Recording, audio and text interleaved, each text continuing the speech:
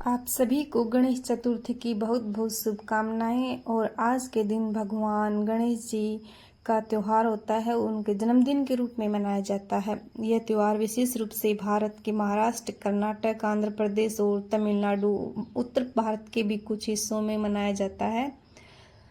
इसका मुख्य कारण है कि भगवान गणेश जी का आज जन्म, यानी कि गणेश चतुर्थी को भगवान गणेश के जन्म के रूप में मनाया जाता है। शास्त्रों के अनुसार माता पार्वती गणेश भगवान को मिट्टी से बनाया और उनमें प्राण फूंक के बाद में भगवान शिव ने उन्हें वरदान दिया कि वे पूजा से सबसे पहले पूजे जाएंगे। गणेश भगवान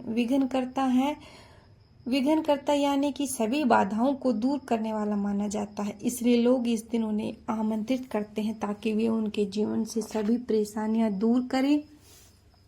और शुभारंभ के देवता हैं गणेश जी, हर शुभ कार्य की शुरुआत से पहले पूजे जाते हैं। इसलिए उनके जन्मदिन पर विशेष पूजन और उत्सव किया जाता है।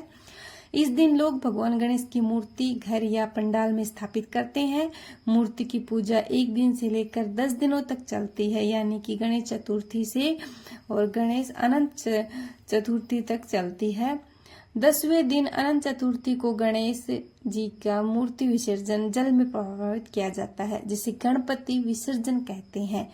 हमारे जो धार्मिक और सामाजिक महत्व है, ये त्योहार न केवल धार्मिक श्रद्धा का प्रतीक है, बल्कि लोगों में एकता, सहयोग और सांस्कृतिक एकता को भी बढ़ाता है। स्वतंत्रता संग्राम के समय लोकमान्य तिलक ने गणेश उत्सव को सार्वजनिक रूप से मनाना शुरू किया ताकि लोगों में एकता आए। गणेश चतुर्थी मनाने के पीछे एक कारण और भी है कि जब महर्षि वाल्मीकि महाभारत लिख रहे थे तो वो लिखते लिखते बहुत थक गए थे और उन्होंने कहा कि मैं इतने श्लोक नहीं लिख पाऊंगा, तो गणपति जी को कहा और गणपति जी ने कहा कि मैं बिना रुके हुए लिखूंगा, लेकिन ये जो श्लोक है इनका रूपांतरण आप करेंगे। और उन्होंने उसकी जब गणेश जी जब लिखना शुरू किया तो वो गणेश चतुर्थी वाले दिन से लिखने लगे और 10 दिनों तक लगातार लिखते रहे और उनके ऊपर मिट्टी और कीड़े मकोड़े, इतने धूल मिट्टी चढ़ गई। तो 10 दिनों के बाद जब वो महाभारत लिखकर उठे तो अपने आप को यमुना नदी, सरस्वती नदी है, उसमें स्नान किया और गणेश जी ने महाभारत में योगदान दिया वाल्मीकि जी का लिखने में। और तब से ये परंपरा चली आ रही है, क्योंकि गणेश जी सभी देवताओं में बुद्धिमान माने गए हैं और इसीलिए उन्हें महाभारत में लिखने का मौका मिला। और उन्हें इस चीज के लिए भी पूजा जाता है कि जितना बड़ा गणेश जी का जो सिर है ये बुद्धि का प्रतीक होता है।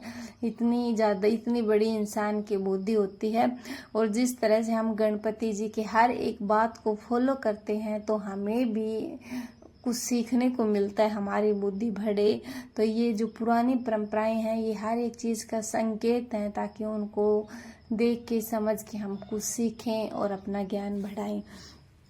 इस तरह से गणेश चतुर्थी मनाने के पीछे हर एक गणेश भगवान अपने माँ पिता की बातें मानना, चाहे संस्कार हो या फिर कोई भी घर में पॉजिटिव एनर्जी हो, सहनशीलता हो, गणेश भगवान से हमें बहुत कुछ चीजें सीखने को मिलती है। इसीलिए गणेश चतुर्थी का त्योहार 10 दिन तक चलता है और फिर 10वें दिन जब उनका विसर्जन होता है तो लोग ऐसे ही कामना करते हैं कि अगले साल गणेश चतुर्थी फिर से आए बड़ी धूमधाम से और हम एकता, भाईचारा और चाहे फिर वो धन हो या फिर सेहत का सवाल हो, सब अच्छा रहे और भगवान गणेश को और धूमधाम से हम उनका जन्मदिन मनाएं, स्वागत करें। इस तरह लोग गणेश चतुर्थी पर एकता की भावना दिखाकर लोगों में आपस में प्यार, और सबसे बड़ी बात है कि सांप्रदायिक हो या धार्मिक हो, जो भारत में महाराष्ट्र, मुंबई साइड, मराठी साइड है, इसको